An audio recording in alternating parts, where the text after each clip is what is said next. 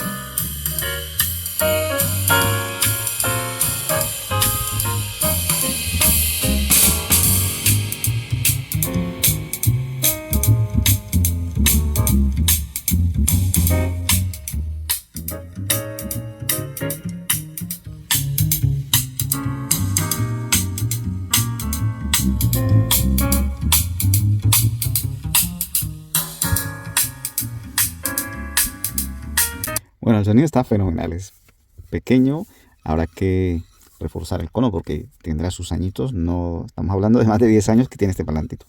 Habrá que reforzarlo con algo de pegante o cola blanca, sin ir a afectar la suspensión, y bueno, que dure un poquito más. 3.2 ohmios, 2.5 watts. Este parlantito nos puede servir para una habitación, no vamos a necesitar poner medio, ni Twitter, ni nada de ello.